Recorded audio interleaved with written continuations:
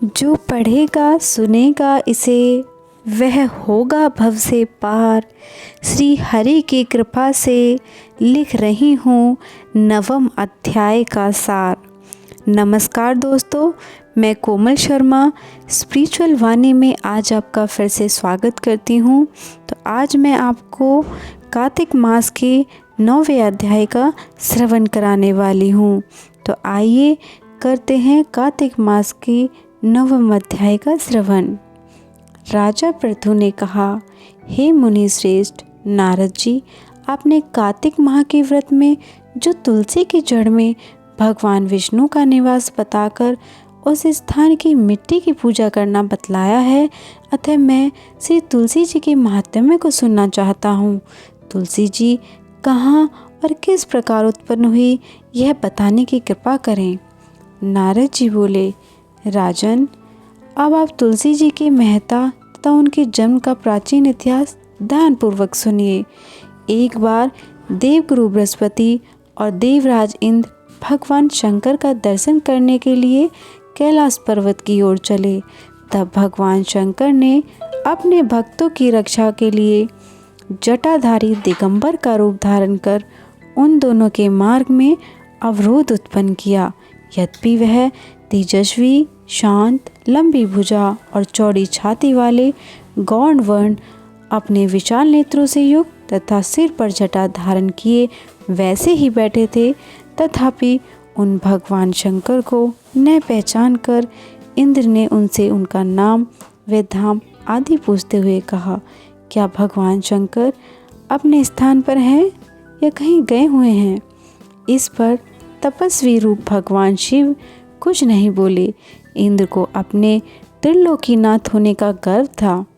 उसी अहंकार के प्रभाव से वह चुप किस प्रकार रह सकता था। उसने क्रोधित होते हुए उस तपस्वी को धुड़कार कर कहा, अरे, मैंने तुझसे कुछ पूछा है और तू उसका उत्तर भी नहीं देता। मैं अभी तुझ पर व्रज का प्रहार करता हूँ, फिर देखता हूँ कि कौन तुझ दुर्मति की रक्षा करता है। इस प्रकार कहकर जैसे ही इंद्र ने उस जटाधारी दिगंबर को मारने के लिए हाथ में व्रज लिया, वैसे ही भगवान शिव ने वज्र सहित इंद्र का हाथ स्तंभित कर दिया और विकराल नेत्र कर उसे देखा। उस समय ऐसा प्रतीत हो रहा था कि वह दिगंबर प्रज्वलित हो उठा है और वह अपने तेज से जला देगा। भुजाएं स्तंभित होने के कारण इंद्र दुखित होने के साथ साथ अत्यंत कुपित भी हो गया था, परंतु उस जटाधारी दिगंबर को प्रज्वलित देखकर बृहस्पति जी ने उन्हें भगवान शंकर जानकर प्रणाम किया और दंडवत होकर उनकी स्तुति करने लगे। बृहस्पति भगवान शंकर से कहने लगे, हे दीनानाथ, हे महादेव, आप अपने क्रोध को शांत कर लीजिए और इंद्र के इस अपराध को क्षमा कर दीजिए। बृहस्पति जी के ऐसे वचन सुनकर भगवान शंकर ने गंभीर वाणी में कहा, मैं अपने नेत्र से निकाले हुए क्रोध को किस प्रकार रोकूं? तब बृहस्पति ने कहा, भगवान, आप अपना भक्त वत्सल्य नाम सार्थक करते हुए अपने भक्तों पर दया कीजिए। आप अपने इस तेज को अन्यत्र स्थापित कीजिए और इंद्र का उद्धार कीजिए। तब भगवान शंकर गुरु बृहस्पति जी से बोले, मैं तुम्हारी स्तुति से अत्यंत प्रसन्न हूँ। तुमने इंद्र को जीवन दान दिलवाया है। मुझे विश्वास है कि मेरे नेत्रों की अग्नि अब इंद्र को पीड़ित नहीं करेगी।